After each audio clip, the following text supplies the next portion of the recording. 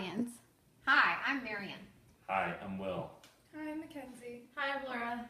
Marion will be filming, so you won't see her for the remainder of the video. Okay, hold on. I'll tell you when we're ready.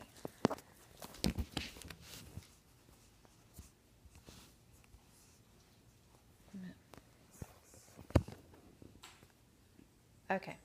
Okay. This is Jennifer Aniston. She's not just a TV 90s icon, but she's also the face of the St. Jude's marketing campaign. Here's a commercial that Jennifer Aniston is in.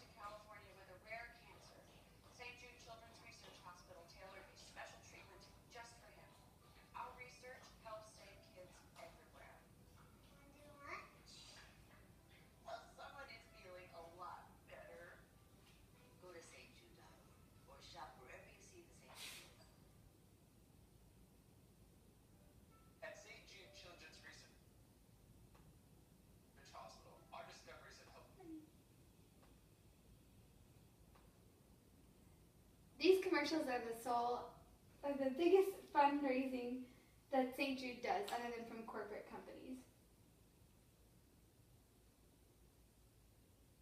For the remainder of my speech, here are my sources that I used. I'm Becca Langston, and I'll be talking to you about St. Jude Children's Research Hospital and how it was founded because of a promise. It focuses on the patient first and then the family, and it fulfills a legacy. It all started with a simple promise. Danny Thomas. Danny Thomas was an entertainer, and like every entertainer, they struggle at the beginning. But he could not afford his struggles because his wife was pregnant with his first child. So he visited a church in Detroit, and he prayed to St. Jude. He also gave all the money that he had, which was $7. He prayed for his financial help with a new baby on the way. He could not pay the hospital bills. But his prayers were answered because the next day he got an acting gig, which gave him 10 times more than what he gave. So for all you math people, that's $70, which is a lot back in the day. Then, as his career continued, he made another promise to St. Jude. He promised that if St. Jude would help him find his way in life, he would build him a shrine. So Danny's career skyrocketed, and he focused first on his career, but he never forgot his promise. And then after his career kicked off, he worked on the promise. In 1955, Danny found businessmen in Memphis that supported his dream, which was to build a unique research hospital devoted to curing a catastrophic disease in children. This research hospital would be named St. Jude, and this would be the promise of the shrine that Danny promised to St. Jude. In the beginning, the fundraising began in 1955, but it was not until 1957 that they had enough funds to start the hospital. This is thanks to the ALSAC, which is the Islamic community.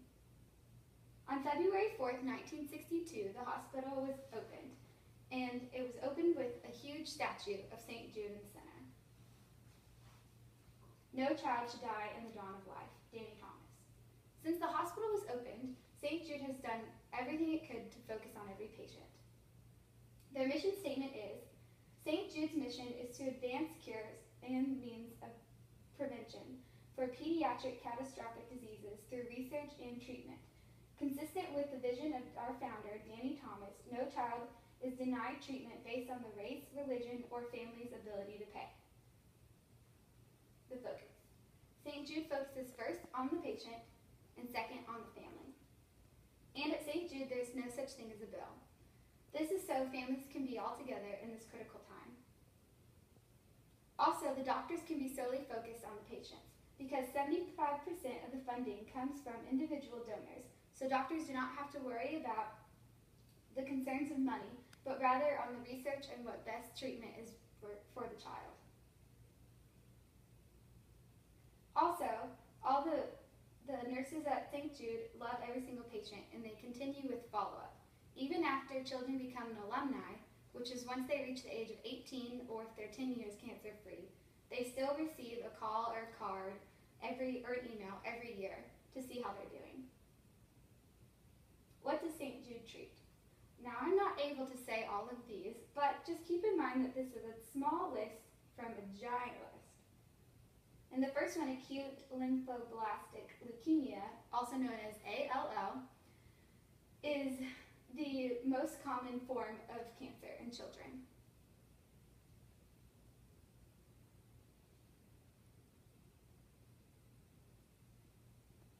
This is a word cloud, and I took the big long list of diagnoses on the internet, and I made it into a word cloud. You can see that some of the words are bigger, like cell, stem, tumor, active, acute, leukemia, lymphoma.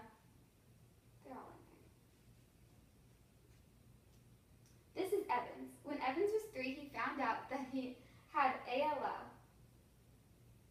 And upon his diagnosis, his mom asked the doctor, "Can you treat him?"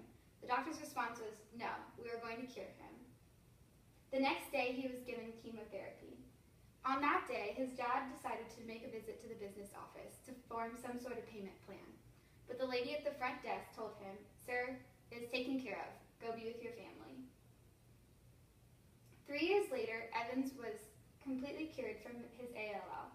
After 3 years, children with ALL usually run up a bill about $500,000. This is what his family did not have to pay.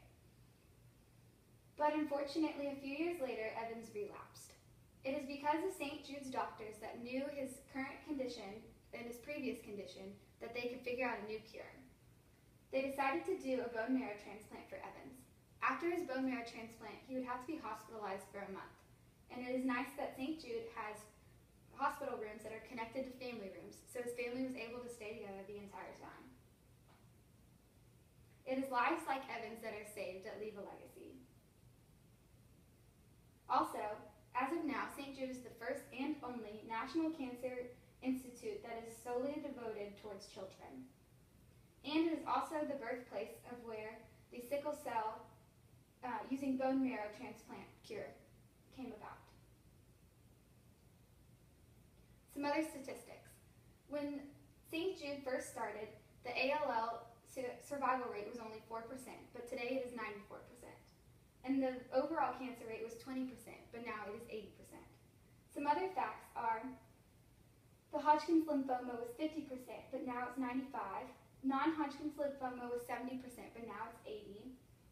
The neuroblastic, which is tumor of the neurotissues, is 10%, and now it's 75%.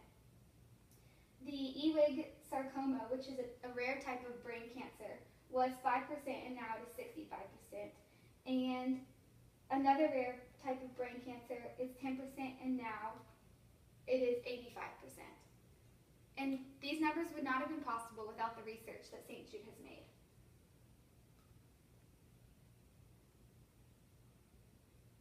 All the research that is done at St. Jude is shared all over the world and with doctors here in America. In 2012, St. Jude shared 775 articles alone. This meant that every 11 hours, one discovery was made here in Memphis, Tennessee. St. Jude was founded on a promise, focuses on the patient first and then the family, and fulfills a legacy. And it is all because of people like Danny Thomas, who believe that someday, God willing, we are going to beat all the odds and make childhood cancer a thing of the past. The end.